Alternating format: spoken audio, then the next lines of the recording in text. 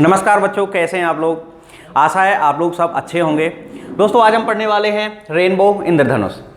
बच्चों ये इंद्रधनुष जो है ये बड़ा ही सुंदर, मनमोहक और बड़ा ही विचित्र है। इसको हम लोग दृष्टि भ्रम भी कहते हैं।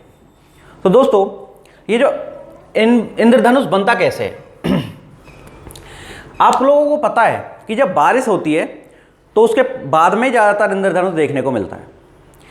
होता क्या है कि पानी की बूंदें बारिश की जैसे बूंदें होती हैं बारिश के पश्चात, या भाप भी जैसे धरती पे से भाप बन के उड़ती है और वो भी जाके ऊपर बूंदों के रूप में इकट्ठा हो जाता है पानी, उस तरह की बूंदें हमारे वायुमंडल में होती हैं।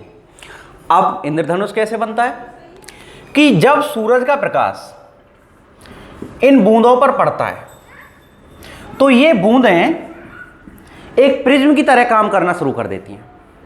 और आपको पता है प्रिज्म का क्या प्रॉपर्टी होता है। प्रिज्म की एक खासियत होती है कि अपने ऊपर आने वाले श्वेत प्रकाश को उसके अवयवी घटकों में तोड़ देती है। यानी कि अवयवी घटकों का मतलब है श्वेत प्रकाश 7 रंगों से मिलकर बना होता है, तो ये 7 रंगों में प्रिज्म इसको तोड़ देता है। और यहाँ पे आप देखिए जो वायलेट कलर होता है वह सबसे ज़्यादा मुड़ता है और रेड सबसे कम मुड़ता है। आप लोगों ने पहले ही पढ़ रखा होगा।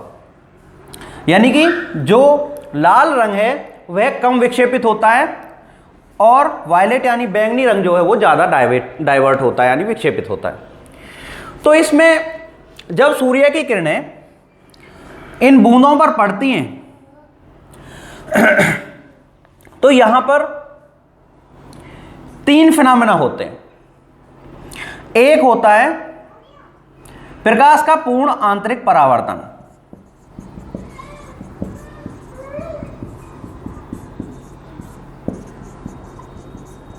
और दूसरा होता है प्रकाश का अपवर्तन, और तीसरा होता है प्रकाश का विक्षेपण। तो ये तीनों जब काम हो जाते हैं इस बूंद के द्वारा, सूर्य से आने वाले प्रकाश के जब ये तीनों काम हो जाते हैं, प्रकाश का पूर्ण आंतरिक परावर्तन ये जो बूंद है ये कर देती है, और प्रकाश का अपवर्तन कर देती है, और प्रकाश का विक्षेपण जब इस बूंद के अंदर हो जाता है तो बाहर कैसा प्रकाश निकलेगा भाई? रंगों वाला प्रकाश निकलेगा, क्योंकि ये बूंद जो है एक प्रिज्म की तरह काम कर रही है। तो जब रंगों वाला प्रकाश बच्चों बाहर निकलता है तो हमें फिर ये इंद्रधनुष दिखाई देता है। ये अलग अलग रंग हमको दिखाई देते हैं। सबसे ऊपर कौन सा रंग दिखाई देता है? लाल। और सबसे नीचे जो बच्चों रंग दिखाई देता है वो हमारा बैंगनी रंग होता है। कैसा होता है? बैंगनी रंग होता है। तो ये जो रेनबो होता है ये एक विशाल आकृति होती है और ये वक्राकार होती है। कई बार यह पूर्ण वृत्ताकार होती है, लेकिन ज़्यादातर जो है ये अर्धवृत्त के रूप में देखने को मिलती है। दोस्तों हमको जो इंद्रधनुष दिखाई देता है यह हमेशा सूर्य निकलने की दिशा के विपरीत दिखाई देता है। यानी कि अगर हम बात करते हैं मॉर्निंग में तो सूर्य किधर निकलता है? ईस्ट में। तो फिर इंद्रधनुष किधर बनेगा? वेस्ट में। और जब शाम होती है तो सूर्य किधर निकलता है? सूर्य किधर छिपता है? वेस्ट में। तो फिर इंद्रधनुष किधर बनेगा? ईस्ट में। यानी कि सुबह की अगर बात करें मॉर्निंग में किधर बनेगा इंद्रधनुष? वेस्ट में। और इवनिंग की अगर बात करें, क्योंकि सूर्य किधर चले जाते हैं? वेस्ट में चले जाते हैं, तो फिर इसके अपोजिट डायरेक्शन में यानी कि ईस्ट में इंद्रधनुष बनता है। आपने देखा कि सूर्य से आने वाली जो किरणें हैं ये बारिश की होने के पश्चात जो बूंदें हैं या भाप की जो बूंदें वायुमंडल में हैं उनसे अपवर्तित होता है, परावर्तित होता है और डिस्पर्स होता है, यानी कि वर्ण विक्षेपित होता है, फैल जाता है। और इस घटना के बाद में हमारा इंद्रधनुष प्राप्त होता है। दोस्तों यह हमेशा सूर्य के विपरीत दिशा में बनता है। और अगर बात करें कि सूर्य दोपहर में बिल्कुल ऊपर होते हैं, अगर दोपहर की बात करी जाए तो भाई इंद्रधनुष हमको दिखाई नहीं देते। उस समय हमें इंद्रधनुष दिखाई नहीं देते। दोस्तों इंद्रधनुष जो है ये दो प्रकार के बनते हैं। एक होता है प्राइमरी यानी कि प्राथमिक, और एक होता है सेकेंडरी यानी कि द्वितीयक। जो प्राथमिक इंद्रधनुष जो होता है उसको समझते हैं पहले। प्राथमिक इंद्रधनुष में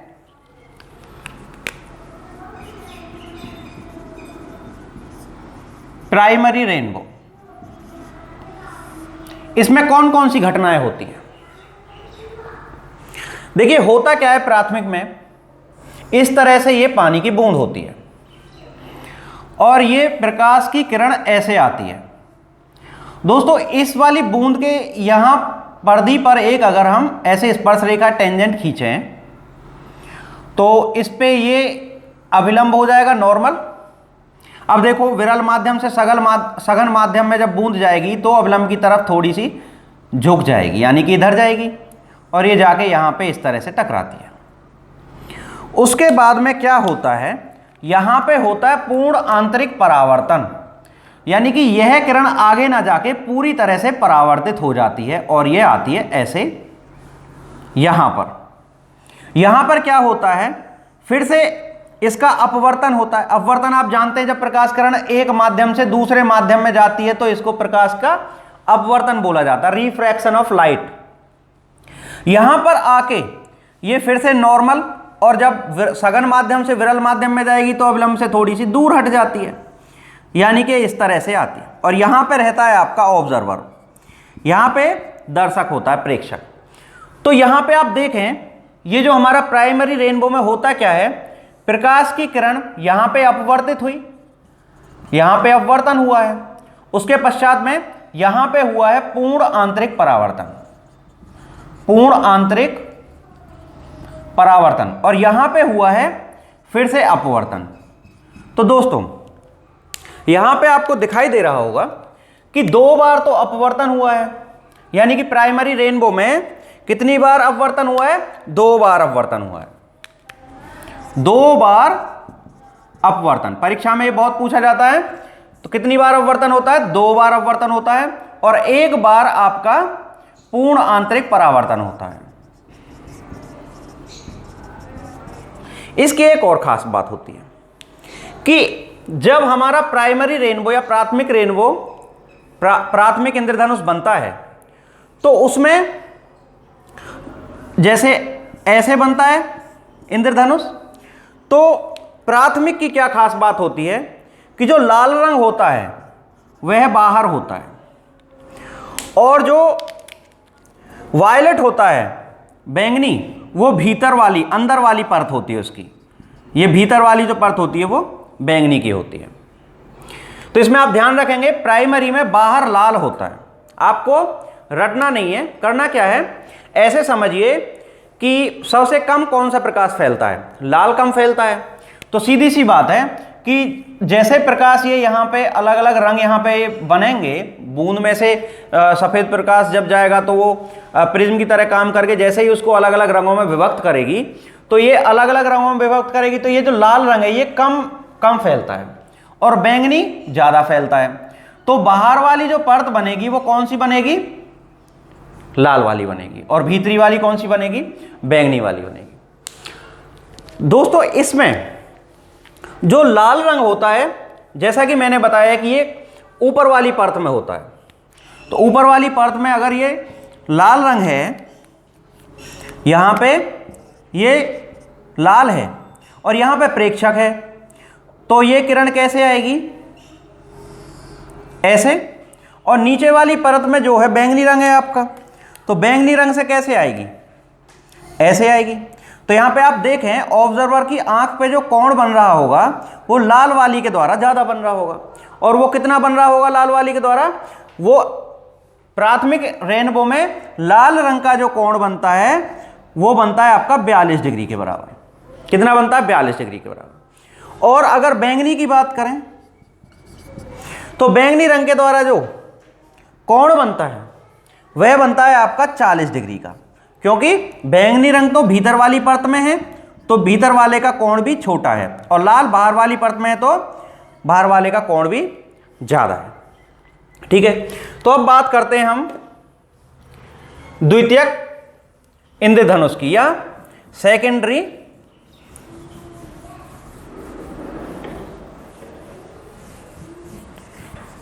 रेनबो की। तो इसमें आप देखें सेकेंडरी रेनबो में क्या होता है,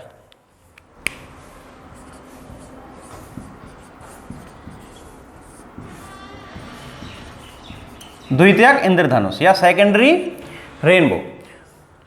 तो दोस्तों इसमें क्या होता है कि प्रकाश की जो किरण है वो इस प्रकार से बूंद पर पड़ती है, और बूंद पर पड़ने के पश्चात क्या होता है, इसका अपवर्तन होता है, रिफ्रैक्शन होता है। तो सीधी सी बात है, यहां पे नॉर्मल होगा और ये नॉर्मल की तरफ थोड़ी सी झुक जाती है। देखिए सीधी नहीं जाएगी, थोड़ी सी नॉर्मल की तरफ झुक जाएगी, यहां पे जाएगी किरण, यहां पे इसका पूर्ण आंतरिक परावर्तन होगा और ये किरण जाके दूसरी वाले परिधि से टकराएगी। यहां पे फिर से इसका पूर्ण आंतरिक परावर्तन होगा और ये जाके यहां पर परिधि पर टकराएगी। यहां से क्या होगा, इसका अपवर्तन होगा, ये बूंद के भीतर से बाहर निकलेगी। हमने अभी बताया कि अपवर्तन होता है एक माध्यम से दूसरे माध्यम में जब किरण एंटर करती है तो उसको अपवर्तन बोलते हैं। और परावर्तन क्या होता है, जब कोई प्रकाश किरण किसी वस्तु से टकराकर उसी माध्यम वापस आ जाए तो उसको परावर्तन बोलते हैं। तो यहां पे देखिए, यहां पे टकराई और वापस चली गई तो भैया उसी माध्यम में चली गई, इसका मतलब है परावर्तन हुआ है। और यहां पे भी टकराई और वापस आ गई तो ये परावर्तन हुआ, और इसको बोलते हैं टोटल इंटरनल रिफ्लेक्शन, यानी पूर्ण आंतरिक परावर्तन, क्योंकि प्रकाश किरण बाहर नहीं गई, भीतर वापस अपने ही माध्यम में आ गई। अब यहां से क्या होगा, अपवर्तन होगा, और अपवर्तन के पश्चात में बाहर चली जाएगी और ये प्रेक्षक की आंख पर जाके पड़ेगी। तो प्रेक्षक को जो दिखाई देगा ये द्वितीयक इंद्रधनुष दिखाई देगा। इस स्थिति में कौन सा इंद्रधनुष दिखाई देगा, द्वितीयक इंद्रधनुष दिखाई देगा। इसमें खास बात क्या है, अगर हम बात करें इसकी बाहरी और भीतरी परत की, तो जो लाल रंग है वह भीतरी परत का होगा, भीतर की जो लेयर होगी उसका रंग होगा लाल, और बाहर की जो लेयर होगी, बाहर की जो लेयर होगी उसका कलर हो जाएगा बैंगनी। इसका कलर कैसा हो जाएगा दोस्तों, बैंगनी, यानी कि प्राथमिक इंद्रधनुष का बिल्कुल विपरीत, बैंगनी बाहर और लाल भीतर। जबकि प्राथमिक में होता था लाल बाहर और बैंगनी भीतर। प्राथमिक में लाल बाहर क्यों होता था, क्योंकि उसका डिस्पर्सन कम होता है, वह कम फैलता है, इसलिए वह ऊपर वाली लेयर में आ जाता है, और बैंगनी ज्यादा डिस्पर्स होता है इसलिए वह नीचे वाली लेयर में हो जाता है। तो यहां पे आपने देखा कि बैंगनी बाहर वाली परत और लाल भीतर वाली परत होती है। इसके लिए प्रेक्षक द्वारा जो कोण देखा जाता है वह भी भिन्न भिन्न है। लाल के लिए जो कोण है वह 51 डिग्री का होता है, और बैंगनी की अगर बात करें, बैंगनी के लिए जो कोण होता है वह इसमें 54 डिग्री होता है। दोस्तों यह न्यूनतम कोण है और यह अधिकतम, बाकी सारे रंग इन्हीं के बीच में आते हैं। जैसे कि हमने बताया था कि वहां पर लाल के लिए प्राथमिक में लाल के लिए 42 डिग्री था और बैंगनी के लिए 40 डिग्री था, तो ये न्यूनतम कोण हो गया और ये अधिकतम, बाकी सारे रंगों के कोण इनके बीच में ही लाई करते हैं। दोस्तों इस तरह से आपके प्राथमिक और द्वितीयक इंद्रधनुष बनते हैं। ये परीक्षा में जितने भी इंपॉर्टेंट पॉइंट्स इसमें से पूछे जाते हैं वो सारे हमने इसमें कवर कर लिए हैं। और दोस्तों इंद्रधनुष में से आपकी परीक्षा में एक सवाल पूछ भी लिया जाता है, यानी कि इस टॉपिक को ये नहीं कह सकते कि ये हल्के में लेने लायक टॉपिक है, आपको इस टॉपिक की तैयारी अवश्य करनी चाहिए। तो दोस्तों हमने प्राथमिक इंद्रधनुष देखा, द्वितीयक इंद्रधनुष देखा। अभी किसी को अगर अपवर्तन परावर्तन में डाउट है तो उसको मैं दोबारा से समझा देता हूं। अपवर्तन क्या होता है कि मान लीजिए ये कोई गिलास की स्लेब है और यहां से देखिए इस पे नॉर्मल है यानी अविलंब है, यहां से प्रकाश की किरण आती है।